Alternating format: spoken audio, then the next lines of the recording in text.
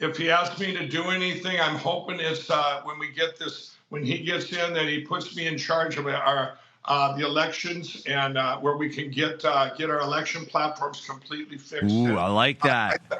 I think the election bureau should be, which I have already set up, should be part of Homeland Security, Jack, so that because remember, our government deemed our elections critical infrastructure.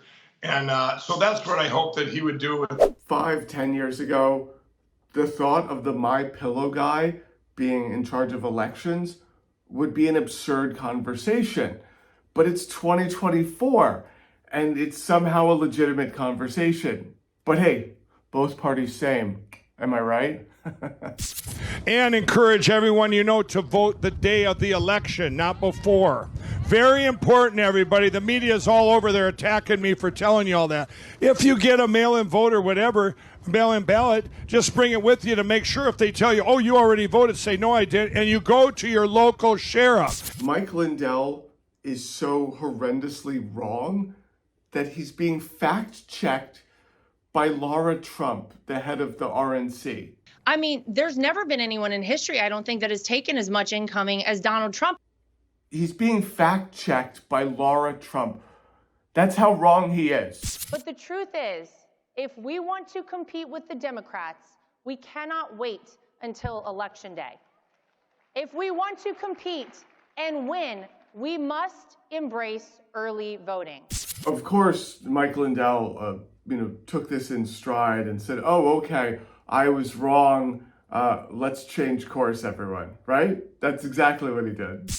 And by the way, anybody that tells you to vote early is wrong. You vote same day. I'm telling you that it's harder for them to cheat. So if you don't know who Mike Lindell is, I'm so jealous of you. Oh my God, you are so lucky. Oh my God. I almost don't want to ruin it for you. All right. He's an insane person. He runs a pillow company, like, good for him, right? Like, rah, like American business, American entrepreneurship. Go, Mike Lindell. But yeah, he has peddled the most insane QAnon conspiracy theories. I've had to listen to over a dozen of his speeches at different QAnon events. They're all insane. None of them are fact-based. It's almost like the rantings of someone that just got out of an insane asylum. I show videos of this to people that work, as licensed therapists, and they're like, this speech is like destabilizing. Like this is like an unwell human being. However, he's been embraced by the Republican Party. Carrie Lake rallied with him in her campaign for governor. He speaks at CPAC. He's not like cast aside as a crazy person. He is definitely they have no problem embracing him and his message at all times. It's a big distraction for what I'm doing right now. That's why they waited till now. I have a plan to secure our elections, and that's why I've been attacked relentlessly since August. My pillow's been under the biggest attack in history right now, not January 21, right now. Why? Because in August I announced a plan to secure our elections and go to paper ballot, and somebody out there doesn't like that, Brian. I wonder who it is, of course. So, yeah, as you know, Mike Lindell was, sued because he said, oh, a $5 million reward to someone that can prove the election wasn't stolen.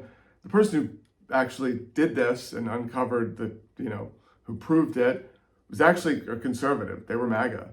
They just were like, great, $5 million, I'll take it. Okay.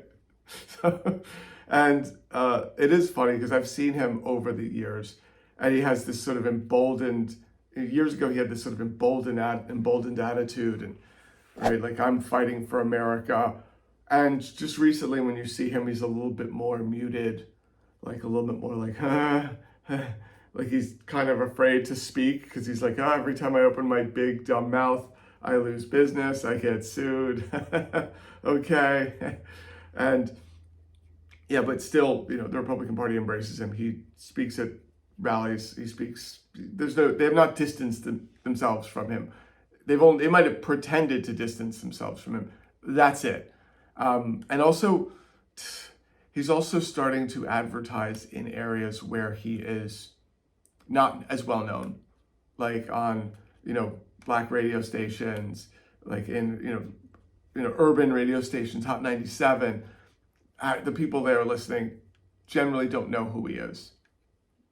So he's targeting areas where people are not going to know what an insane person he is. So that's his pivot. And this brings up the biggest problem we face is it's not the media, the fake news media. We're all on to them. It's the conservative media, the ones that don't talk. One of them rhymes with Fox, okay? Disgusting. They're disgusting. They won't talk about anything. When was the last time you seen anybody on Fox talk about the 2020 election? You're not going to see it.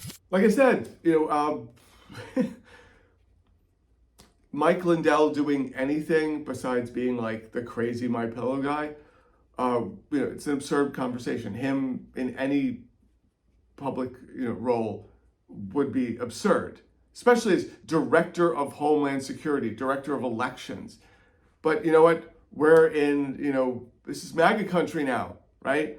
And this is exactly what we're gonna get when Trump defeats Biden in November. Exactly. I really don't want to hear this both parties same nonsense. This is what we're going to have. We're going to have Trump loyalists from top down and throughout the government.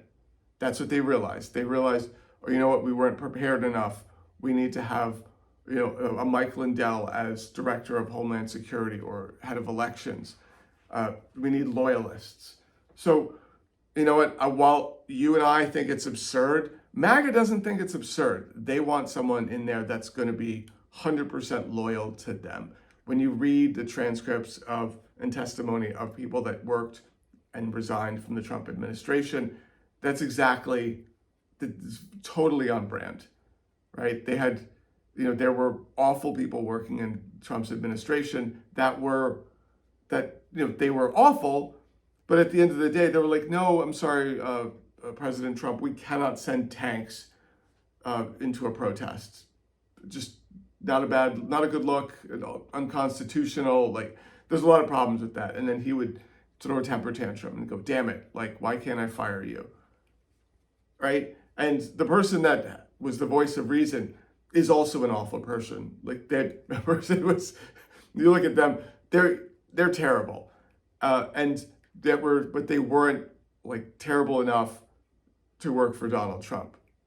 I really don't want to hear this both parties same garbage, okay? Yes, there's overlap. Yes, AIPAC, of course. Yes, there's still a genocide going on that Netanyahu is prolonging in order to consolidate power for himself and possibly help the Republicans gain power because they would be way friendlier to him than the Democrats. Think about that. The Republicans would be friendlier to Israel than the Democrats, as if the Democrats haven't been friendly enough, right? Like that we need more. So this whole every fascist requires this undying loyalty.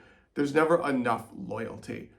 You cannot be loyal enough to Netanyahu's fascist regime. You cannot be loyal enough to Trump's fascist regime, even if you're politically aligned on a lot of things. They will still ask you to cross the line repeatedly. Like, Charlie Murphy, like habitual line steppers.